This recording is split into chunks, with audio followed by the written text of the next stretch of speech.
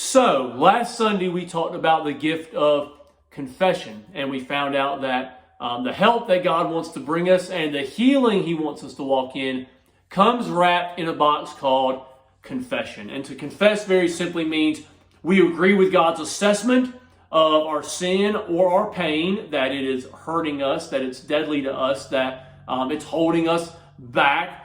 And we also agree with His prescription for healing, which is confess to Him and confess to others. So here's what I want for us to think about for a moment. How do I know when it's time to confess something, and who should I confess to? So let me give you 3 thoughts on both of those. When to confess. First off, always confess a sinful desire that you've not acted on yet.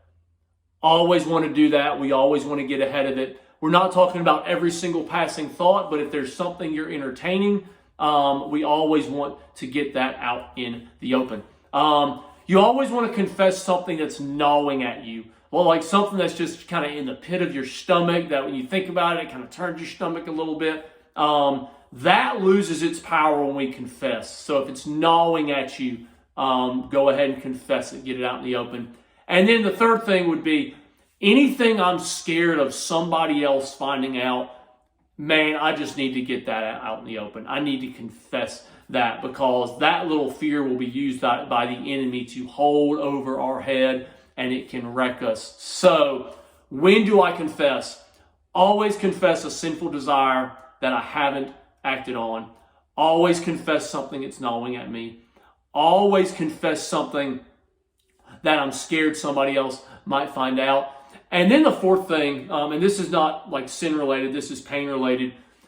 Always open up about pain that you have journeyed through, because we cannot carry that alone. We need somebody else to come alongside of us and help us with that. Even if you feel like you've already journeyed through it, man, it is much better to get that out in the open. Any pain, any trauma, any tragedy you're going through, any big life-altering, painful event, always confess that. So those are a few guidelines for what or when do I confess, when do I open up, and then who do I open up to?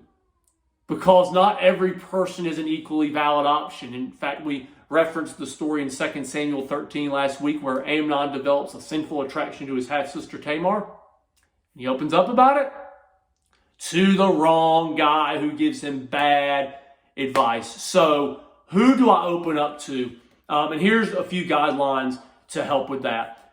First off, I think it is best, at least initially, whether we're talking about sin, whether we're talking about pain, to open up to someone who has some emotional distance from the situation. And the reason for that is if they're too close to it, the perspective may be very limited. If they're further away from it, a little bit of distance, they can offer us a broader perspective, and it's just healthier, and it gives us like a trial run, because there are certainly situations where we will need to confess things to people very, very close in our lives, a spouse, a child, a parent, and so on. So first off, man, at least initially, go with somebody who has a little space. And here's the qualifications for that person.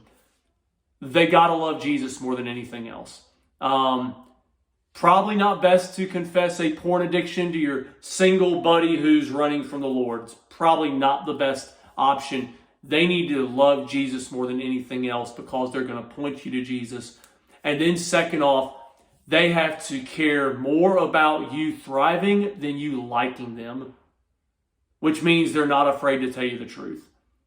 They're not going to pull punches. And it doesn't mean they're going to be a jerk, but it means they're going to be honest with you. And Proverbs tells us wounds from a friend can be trusted. So who do I confess to? Somebody with a little space, somebody who loves Jesus, and someone who cares more about me thriving than they do about me liking them. So I hope that is helpful. I hope y'all have a great week. Blanket drive-ins this Sunday. So if you haven't brought a blanket, bring it. Christmas offering is still going on. I want to encourage all of y'all to give towards that. Your generosity makes an impact in our community and beyond. And our Christmas offering is funding our missions commitments and our efforts to serve our community next year. And then the Christmas Eve gathering is coming on the 24th. Invite. And that will be our wrap up for 2024 because we will take December 31st off. So can't wait to see y'all this Sunday. We've got another gift to unwrap. And I cannot wait. I love y'all. Y'all have a great week.